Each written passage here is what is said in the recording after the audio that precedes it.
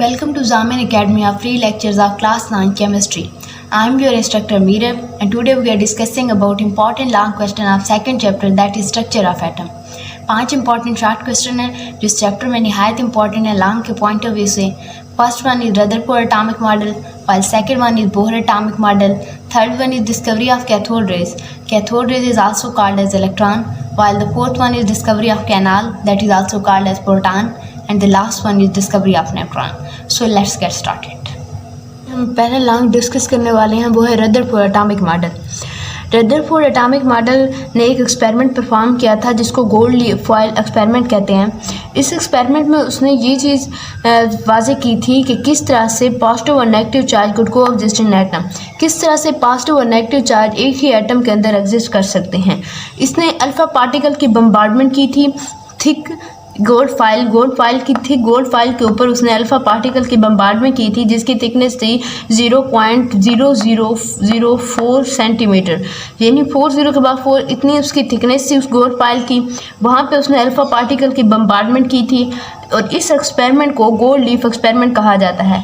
यहाँ पे ये है कि अल्फ़ा पार्टिकल जो जिसकी बम्बार्डमेंट उसने गोल्ड फाइल के ऊपर की थी वो कहाँ से आते हैं. वो एमिट होते हैं रेडियो एक्टिव एलिमेंट, जैसा कि रेडान या प्लोनियम हो गया. इन रेडियो एक्टिव एलिमेंट से अल्फ़ा पार्टिकल एमिट होता है. यही अल्फ़ा पार्टिकल को थिक गोल्ड फाइल के ऊपर बम्बार्डमेंट की जाती है. एक्चुअली में जो हीलियम का न्यूक्लाई होता है उसको हम अल्फ़ा पार्टिकल बोलते हैं, और जो alpha particle penetrate through the matter to the some extent, ये कुछ हद तक मैटर के अंदर पेंट्रेट कर जाते हैं. Observe the effect of alpha particle on the photographic plate. यही अल्फ़ा पार्टिकल को जब हम गोल्ड फाइल के ऊपर बम्बार्डमेंट करते हैं तो उसका जो इफेक्ट होता है वो हमें ऑब्जर्व करने को मिलता है on photographic plate are coated with the zinc, जो कि स्क्रीन जो फोटोग्राफिक की जो प्लेट होती है वो उसके ऊपर हम इसका इफेक्ट को ऑब्जर्व कर सकते हैं. अब यहाँ पे ये आता है कि prove that plum pudding model was not correct. ये करके उसने इस चीज़ को प्रूव किया कि जो प्लम पुडिंग मॉडल जो कि जे थॉम्सन ने दिया था वो बिल्कुल गलत है. जे थॉम्सन के दिए हुए प्लम पुडिंग मॉडल को रदरफोर्ड ने अपने एक्सपेरिमेंट के थ्रू गलत साबित किया था. इस प्लम पुडिंग मॉडल में ये था कि इलेक्ट्रॉन जो कि नेगेटिव चार्ज पार्टिकल्स हैं वो रिवॉल्व करते हैं या साथ ही रहते हैं जो कि पॉजिटिव चार्ज पार्टिकल प्रोटॉन हैं उनके बिल्कुल करीब ही रहते हैं. लेकिन रदरफोर्ड ने इस चीज़ को गलत साबित किया था कि इलेक्ट्रॉन्स जो होते हैं वो न्यूक्लियस के इर्द गिर्द रिवॉल्व करते हैं, वाइल न्यूक्लियस जो कि positively charged particle in the centre of atom पाया जाता है. अब इसकी ऑब्जर्वेशन क्या मालूम हुई कि तमाम जो पार्टिकल जो कि जिनकी बम्बार्डमेंट की गई थी गोल्ड फाइल के ऊपर वो तकरीबन अनडिफ्लेक्टेड रहे हैं, और out of 20,000 particle, in 20,000 particles में से only a few were deflected. सिर्फ चंद ही ऐसे थे जो कि डिफ्लेक्ट हुए थे at fairly angle. Very few were bounce back, उनमें से कुछ ऐसे भी थे जो कि बाउंस बैक हो चुके थे. एंड अनहीटिंग द गोल्ड फाइल, जैसे ही उन्होंने गोल्ड फाइल की प्लेट को हीट किया तो वो बाउंस बैक हो गए. के थ्रू रदरफोर्ड एटॉमिक मॉडल को रिप्रेजेंट करेंगे scattering of alpha particles by the atom of gold file. यहाँ पे जो पॉजिटिव चार्ज दो रिप्रेजेंट किए गए हैं ये हीलियम के न्यूक्लाई के दो पॉजिटिव चार्ज हैं जो उसको हम अल्फा पार्टिकल कहते हैं. इसकी जब हम गोल्ड फाइल के ऊपर बम्बार्डमेंट करते हैं इसके सेंटर में पॉजिटिव चार्ज पाया गया जो कि न्यूक्लियस है, इर्द गिर्द इलेक्ट्रॉन पाए गए हैं. इनमें मोस्ट ऑफ द जो अल्फा पार्टिकल होते हैं वो गो स्ट्रेट जा रहे हैं, मतलब वो कहीं पे बाउंस बैक नहीं हो रहे ना ही रिफ्लेक्ट हो रहे हैं. बहुत सी ऐसी हमें ये यहाँ पे ये सीधे रिफ्लेक्टेड जा रहे हैं, सीधे चले जा रहे हैं, बिल्कुल रिफ्लेक्ट नहीं हो रहे. इसकी वजह क्या है कि ये एटम के उस पार्ट में से गुजर रहे हैं जहाँ पे पॉजिटिव चार्ज नहीं है या पॉजिटिव चार्ज के नज़दीक से नहीं गुजर रहे हैं, लिहाजा ये सीधे स्ट्रेट जा रहे हैं और डिफ्लेक्ट नहीं हो रहे. अगर हम बात करें इस रेज की जो कि अल्फ़ा पार्टिकल की है, ये रिफ्लेक्ट हो रही है at the small angle of deflection. इसकी वजह क्या है, ये न्यूक्लियस से पास से गुजरती है क्योंकि न्यूक्लियस पे पॉजिटिव चार्ज होता है और अल्फ़ा पार्टिकल पे भी पॉजिटिव चार्ज है, तो उनके दरमियान रिपल्शन होती है जिसकी वजह से ये अपना एंगल चेंज कर लेती है और स्मॉल एंगल पर डिफ्लेक्शन होती है. और अगर हम इसकी बात करें यहाँ पे जो अल्फ़ा पार्टिकल की रे आ रही है जो ही ये न्यूक्लियस के नज़दीक आती है तो ये बाउंस बैक हो जाती है. इसकी वजह यह है कि ये आके न्यूक्लियस से टकराती है. न्यूक्लियस पे पॉजिटिव चार्ज होता है और अल्फ़ा पार्टिकल से पहले ही उस पर पॉजिटिव चार्ज है, तो इनके दरमियान रिपल्शन होती है और वो उस रेस को बाउंस बैक कर देता है. ये टोटली 180 डिग्री के एंगल के ऊपर बाउंस बैक होकर चली जाती है. तो इसकी वहाँ से बहुत से रिजल्ट निकलते हैं और यहाँ पे देखें तो ये लार्ज एंगल ऑफ डिफ्लेक्शन है, मतलब ये न्यूक्लियस के ज़्यादा पास से से गुजरी है, वो थोड़ा दूर से गुजर रही है, लिहाजा स्मॉल एंगल ऑफ डिफ्लेक्शन हो रही है। यहाँ ये न्यूक्लियस के नज़दीक से गुजर रही है, इस वजह से यहाँ पे लार्ज एंगल ऑफ डिफ्लेक्शन पाया गया है, ये लार्ज एंगल ऑफ डिफ्लेक्शन है। अब इन डिफ्लेक्शन के क्या नतीजा निकलता है, ये इसकी क्या वजूहात हैं, तो उसको हम फर्दर डिस्कस करते हैं। ये हमने एज ए डायग्राम के थ्रू रिप्रेजेंट किया है, पूरे मॉडल को क्या बयान की गई है उसके अंदर। यहाँ पे रिज़ल्ट ऑफ एक्सपेरिमेंट जो कि अभी हमने डायग्राम के थ्रू आपको दिखाया था, उसमें जो जो चीज़ परफॉर्म हो रही थी उससे आखिर क्या नतीजा निकलता है, ये हम यहाँ डिस्कस करने वाले हैं। Most of the particle pass undeflected, जो पहली बात हमने यही की थी कि ज़्यादातर जो पार्टिकल्स थे वो अनडिफ्लेक्टेड होकर पास हो रहे थे। इसकी क्या वजह थी? Most of the volume occupied by an atom is empty, ज़्यादातर जो एटम वॉल्यूम ऑक्यूपाई कर रहा था वो एम्प्टी था, मतलब ज़्यादातर उसका एटम का जो वॉल्यूम है उसके अंदर पॉजिटिव चार्ज नहीं पाया जाता, जिसकी वजह से ये शो किया जाता है कि वो एटम का जो मोस्ट पार्ट है वो एम्प्टी है, लिहाजा जो भी पार्टिकल आता है वो पास अनडिफ्लेक्टेड होकर चला जाता है। अब यहाँ पे दूसरी बात आ जाती है डिफ्लेक्शन की। डिफ्लेक्शन में फ्यू पार्टिकल्स जो होते हैं वो सेंटर ऑफ पॉजिटिव चार्ज, क्योंकि हमें ये पता है कि एटम का सेंटर न्यूक्लियस होता है और न्यूक्लियस पे पॉजिटिव चार्ज होता है। यहाँ पे यही बात लिखी हुई है कि सेंटर ऑफ पॉजिटिव चार्ज जो कि न्यूक्लियस है, फ्यू पार्टिकल्स होते हैं उससे डिफ्लेक्शन शो करते हैं। फ्यू पार्टिकल्स जो होते हैं वो डिफ्लेक्शन शो कर रहे होते हैं, उनमें से कुछ पार्टिकल जो होते हैं वो कम्प्लीटली बाउंस हो जाते हैं। इसकी क्या वजह होती है? जो सेंटर ऑफ न्यूक्लियस जिसको हम सेंटर ऑफ एटम जिसको हमने न्यूक्लियस कहा है वो बहुत ज़्यादा डेंस और हार्ड है। जो ही पार्टिकल यानी अल्फा पार्टिकल आके न्यूक्लियस से टकराते हैं वो बाउंस बैक होकर चले जाते हैं, वाइल जो फ्यू पार्टिकल्स होते हैं वो डिफ्लेक्ट होते हैं। Size of the nucleus is very small, क्योंकि न्यूक्लियस का साइज बहुत ज़्यादा स्मॉल है, जिसकी वजह से जो फ्यू पार्टिकल्स होते हैं वो डिफ्लेक्ट हो जाते हैं। इलेक्ट्रॉन जो होते हैं ये रिवॉल्व करते हैं around the nucleus, electron nucleus के इर्द गिर्द रिवॉल्व करते रहते हैं, ये किसी जगह पे मखसूस नहीं होते, ये कंटिन्यू रोटेशन शो कर रहे होते हैं। और यहाँ पे size of the nucleus small है as compare to total volume of the atom. यहाँ पे ये कह रहे हैं कि as compare to total volume, जितना भी एटम का वॉल्यूम है उसकी निस्बत न्यूक्लियस का साइज वेरी स्मॉल है। यही वजह है कि फ्यू पार्टिकल्स सिर्फ डिफ्लेक्ट होते हैं और मोस्टली जो होते हैं वो अनडिफ्लेक्टेड पास हो जाते हैं, क्योंकि न्यूक्लियस सेंटर में मौजूद होते हैं, निहायत ही स्मॉल साइज में होते हैं। तो चंद एक दो पार्टिकल आके उसके साथ टकराता है, वही डिफ्लेक्शन शो करता है, कोई स्मॉल एंगल पे, कोई लार्ज एंगल पे, कोई कम्प्लीटली रिबाउंस हो जाता है। लेकिन मोस्टली जो वॉल्यूम है वो एम्प्टी है, इसकी वजह से मोस्टली जो पार्टिकल्स होते हैं वो पास हो जाते हैं undeflected. Atom as a whole जो होता है ये न्यूट्रल होता है, यहाँ पे नंबर ऑफ इलेक्ट्रॉन जो होते हैं नंबर ऑफ प्रोटॉन के इक्वल होते हैं। एटम पे एज अ होल कोई चार्ज नहीं होता है। सेंटर ऑफ जो एटम है जिसको हम न्यूक्लियस कहते हैं उसके अंदर प्रोटॉन मौजूद होते हैं। जितने नंबर ऑफ प्रोटॉन न्यूक्लियस के अंदर मौजूद होते हैं उतने नंबर ऑफ इलेक्ट्रॉन न्यूक्लियस के गिर्द रिवॉल्व कर रहे होते हैं, लिहाजा पॉजिटिव और नेगेटिव दोनों जो होते हैं एज ए रिजल्ट वो कैंसिल आउट हो जाते हैं, लिहाजा उस पर कोई चार्ज नहीं होता।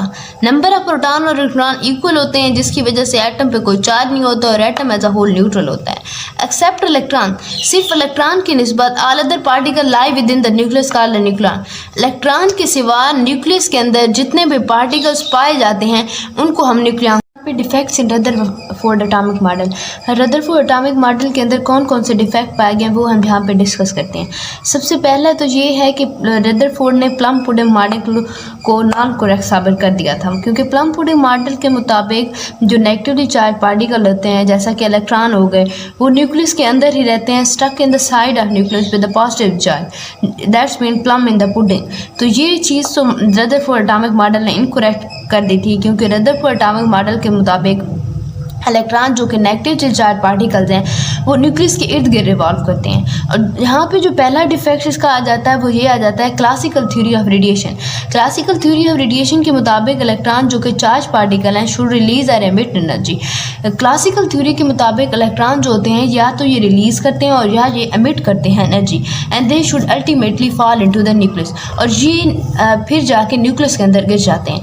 जो ही मतलब इलेक्ट्रॉन ये कहते हैं क्लासिकल थ्योरी के मुताबिक इलेक्ट्रॉन जो है वो अपने न्यूक्लियस के इर्द गिर्द जहाँ पे मौजूद है न्यूक्लियस, इसके इर्द गिर्द जहाँ पे इलेक्ट्रॉन मौजूद है, मतलब इलेक्ट्रॉन जहाँ से जहाँ पे इलेक्ट्रॉन मौजूद है ये रिवॉल्व करता रहेगा। ये जितनी देर इसके गिर्द रिवॉल्व करता है ये रेडिएशन एमिट करता रहता है कंटिन्यूसली, यहाँ तक कि इसकी ऐसी स्टेज यहाँ पे पहुँच जाती है कि जब भी इलेक्ट्रॉन की एनर्जी रिलीज़ करते करते इसकी अपनी एनर्जी ख़त्म हो जाती है, फिर ये न्यूक्लियस के अंदर जाकर गिर जाता है। अगर ये न्यूक्लियस के अंदर गिर जाता है तो देन इसका मतलब ये है कि ये एटम कोलैप्स हो जाता है टोटल का टोटल। तो क्लासिकल थ्योरी का पॉइंट यही था।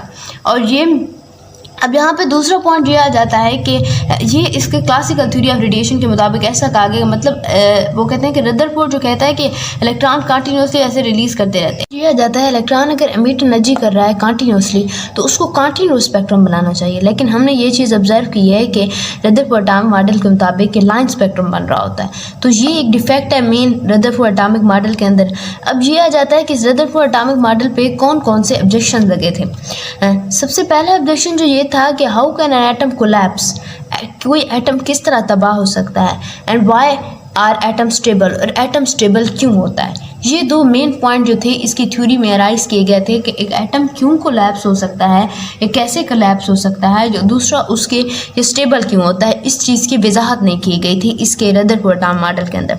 और दूसरा जो मेन ऑब्जेक्शन यहाँ पे ये था कि why does an atom give a line spectrum, कि रदरफोर्ड ने इस बात की भी वजाहत नहीं की थी कि एटम क्यों लाइन स्पेक्ट्रम देता है, जबकि वो कंटिन्यूसली मूव कर रहा है तो उसको कंटिन्यूस स्पेक्ट्रम बनाना चाहिए, जबकि वो लाइन स्पेक्ट्रम दे रहा है। इस चीज़ की भी वजाहत नहीं की गई थी।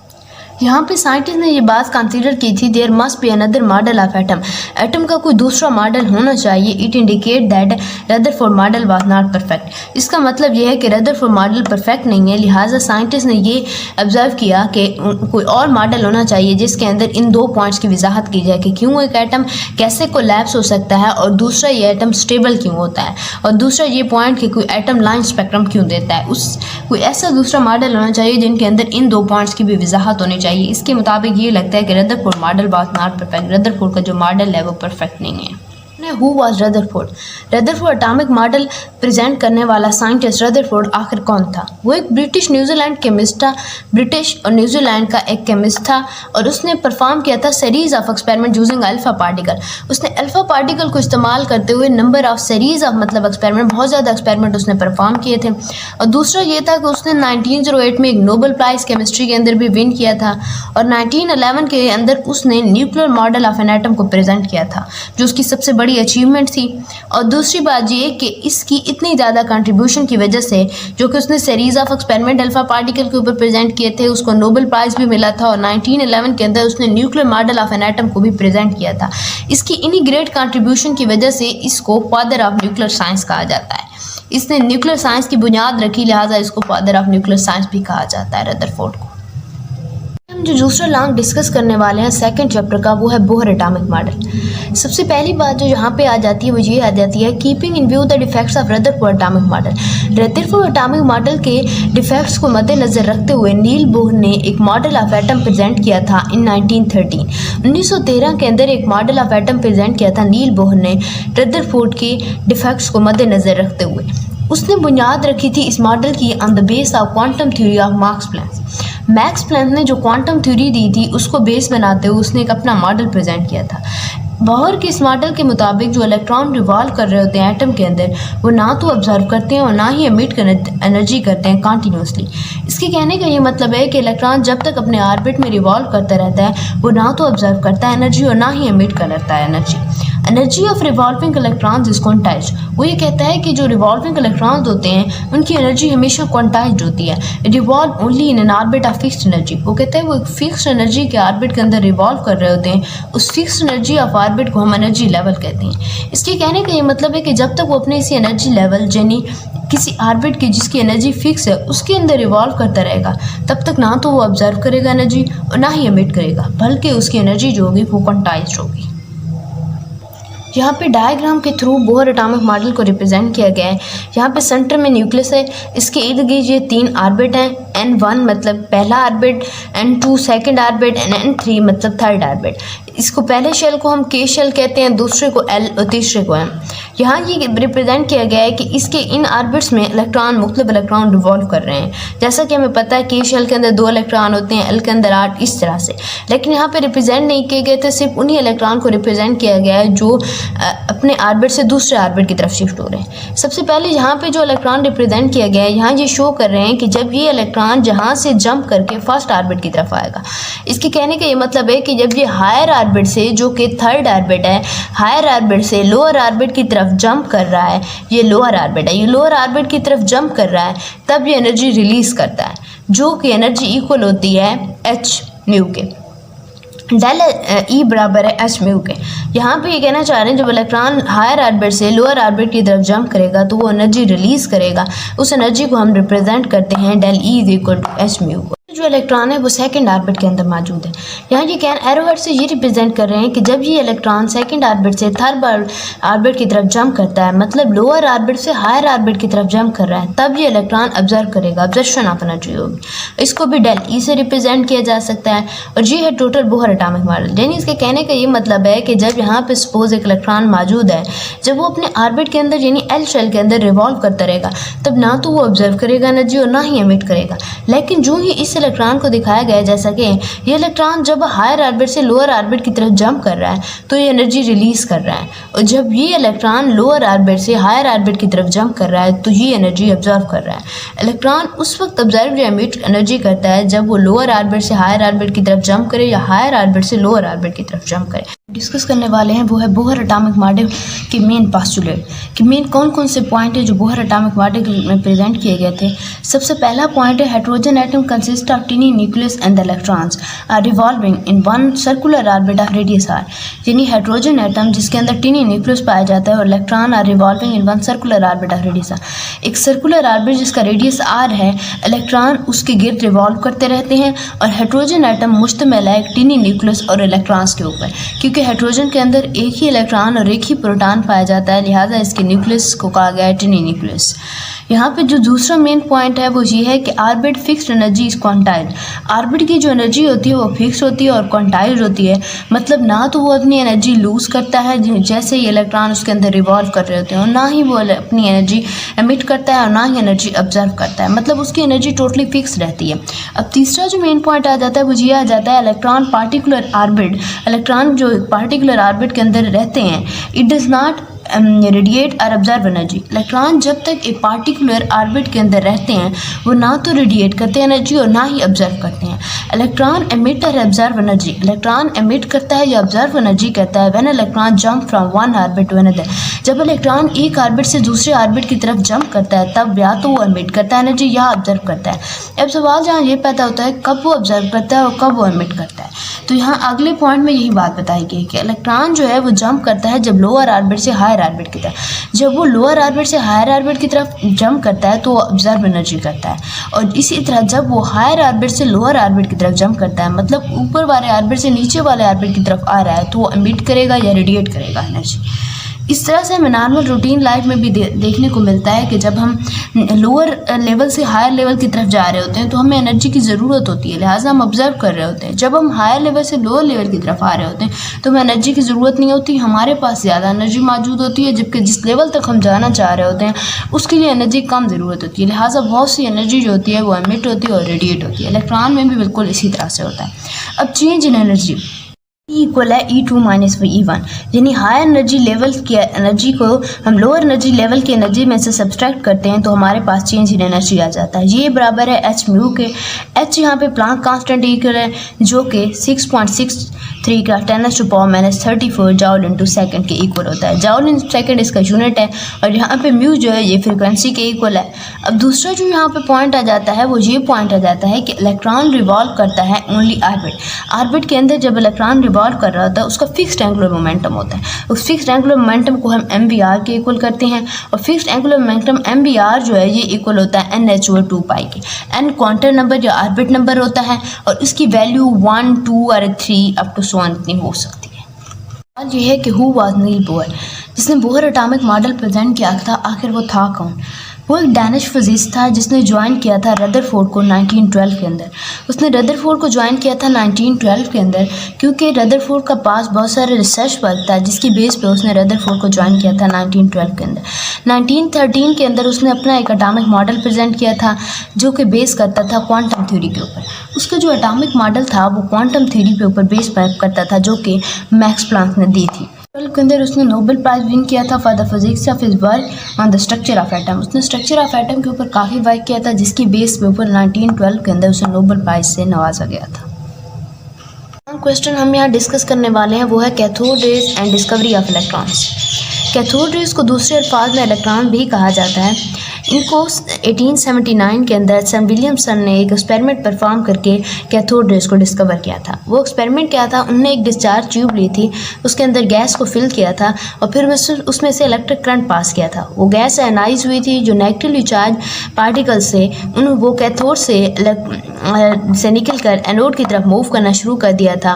फिर उन रेज को हमने कैथोड रेज का नाम दिया था और दूसरे अल्फाज में इलेक्ट्रॉन भी कहा जाता था।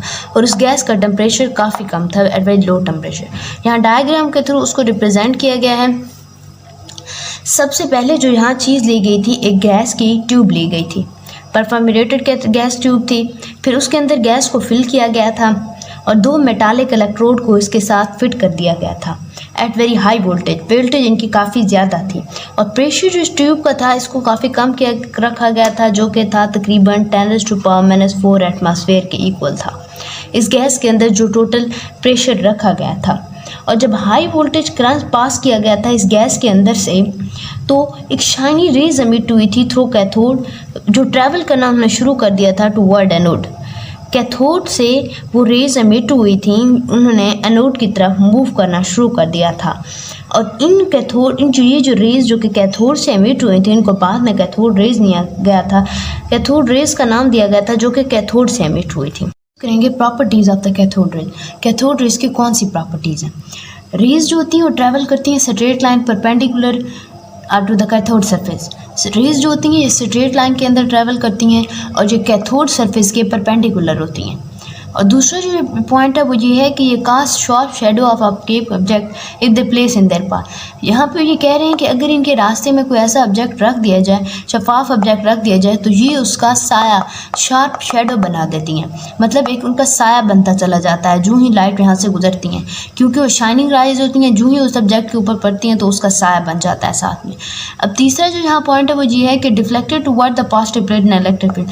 ये जो कैथोड रेज होती हैं जिन पर नेगेटिव चार्ज होती हैं, जब इन्हें हम इलेक्ट्रिक फील्ड के अंदर प्लेस करते हैं तो ये पॉजिटिव प्लेट की तरफ डिफ्लेक्ट करती हैं। ये चीज़ वाज़े शो करती है कि इन रेज के ऊपर नेगेटिव चार्ज है। और चौथा जो पॉइंट है वो ये है, rays the temperature of the body on which they fall. जिस भी बॉडी के ऊपर फॉल करती हैं उसका टेम्परेचर को बढ़ा देती है। मतलब जो भी इनके रास्ते में ऑब्जेक्ट रखा जाए या कोई भी बॉडी रखी जाए, जब भी उनके ऊपर फॉल करेंगी तो उनका टेम्परेचर इंक्रीज हो जाएगा। और यहाँ पे जो पांचवा पॉइंट है वो ये है कि जे थॉम्पसन ने डिस्कवर किया था E/m ratio of electron. J Thompson ने इलेक्ट्रॉन टू मास रेशो को डिस्कवर किया था। यहाँ पे जो छठा पॉइंट है वो light is produce when they hit the wall of the discharge tube. Discharge tube की दीवारों के साथ जब ये रेज टकराती हैं तो उस वक्त लाइट प्रोड्यूस होती है। और सातवां पॉइंट है, same type of rays are emitted no matter which gas and which cathode are used in the discharge tube. Same type of rays ही प्रोड्यूस होंगी, इस चीज़ से कोई फ़र्क नहीं पड़ता कि हम उस डिस्चार्ज ट्यूब के अंदर कौन सी गैस और कौन सा कैथोड इस्तेमाल कर रहे हैं। रेज हमें वैसी ही ऑब्टेन होंगी चाहे हम जो भी गैस या जो भी कैथोड रेज का मटेरियल इस्तेमाल कर लें डिस्चार्ज ट्यूब के अंदर। प्रॉपर्टीज से जो रिजल्ट लखज होता है वो कुछ इस तरह से है कि all the properties suggest the nature of cathode raise independent of nature of the gas and the material of the cathode. तमाम जो कैथोड रेज की प्रॉपर्टीज होती हैं वो सुजेस्ट करती हैं कि जो नेचर ऑफ कैथोड रेज होती है वो ना तो नेचर ऑफ द गैस पे डिपेंड करती है जो कि डिस्चार्ज ट्यूब के अंदर पाई जाती है, ना ही उस मटेरियल पे डिपेंड करती है जो कि कैथोड के अंदर मौजूद होता है। दूसरा जो यहाँ पे रिजल्ट वो मेन पॉइंट आ रहा है वो ये है, they cast the shadow of an opaque object. वो किसी भी ओपेक ऑब्जेक्ट का जो शेडो कास्ट करते हैं, suggest that these are not a rays but a fast moving particle. किसी भी ऑब्जेक्ट जो कि इन रेज के पाथ में रखा जाता है, जब उनका शेडो कास्ट हो जाता है तो इसका मतलब ये है कि ये रेज नहीं है बल्कि ये फास्ट मूविंग पार्टिकल्स हैं जिनको नेम दिया गया है इलेक्ट्रॉन्स का।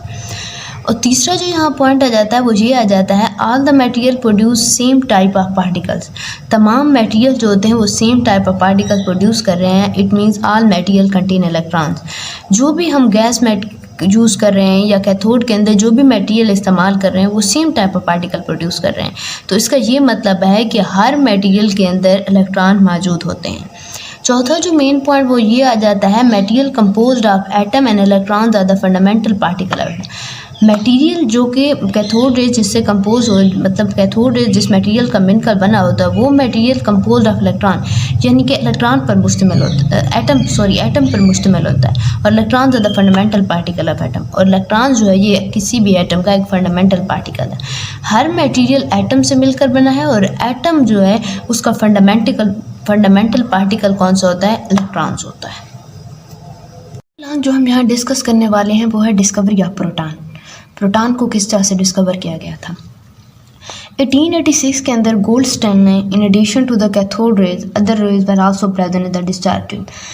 1886 के अंदर गोल्डस्टाइन ने ये चीज़ मालूम की कि डिस्चार्ज ट्यूब के अंदर सिर्फ कैथोड रेज नहीं पाई जाती, इसके अलावा भी एक दूसरी रेज पाई जाती हैं।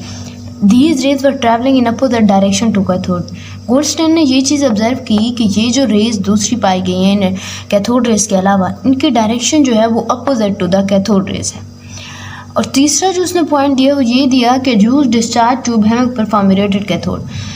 उसने प्रोटॉन यानी कैनाल रेस की डिस्कवरी के दौरान जो डिस्चार्ज ट्यूब यूज़ की थी वो परफोरेटेड कैथोड की बनकर बनी हुई थी। इसका मतलब ये होता है परफोरेटेड का सुराखदार, मतलब उसमें जो कैथोड उसने इस्तेमाल किया था उसके अंदर सुराख वायरस को, मतलब जो कैथोड की प्लेट उसने इस्तेमाल की थी उसके अंदर सुराख वगैरह पाए गए थे।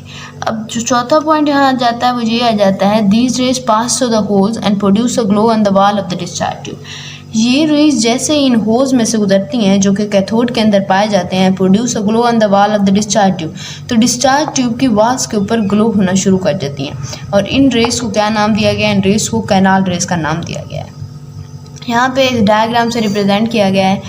हमने एक डिस्चार्ज ट्यूब ली है, उसके अंदर गैस को फिल किया है, एक एनोड को लिया है, एक कैथोड को लिया है। ये परफोरेटेड कैथोड है, मतलब सुराखदार है, इसमें से रेज गुजर सकती हैं। जो ही इसमें से करंट को पास किया गया था तो कैथोड रेज यानी एनोड की तरफ से एक रेज मिट हुई जो कि ट्रैवल कर रही थी टुवर्ड कैथोड, और कैथोड पर जाके ये इसके सुराख में से गुजर के डिस्चार्ज ट्यूब की इस वाल के साथ जाकर टकराती हैं। जो ही ये रेज इस डिस्चार्ज ट्यूब के वाल के साथ जाकर टकराती हैं तो वहाँ पे ग्लो होना शुरू कर देती हैं। तो इन रेस को नाम दिया गया कैनाल रेस, और दूसरे अल्फाज में इनको प्रोटॉन कहा जाता है क्योंकि इनके ऊपर पॉजिटिव चार्ज मौजूद होता है। डिस्कस करने वाले हैं वो है प्रॉपर्टीज़ ऑफ कैनाल रेस।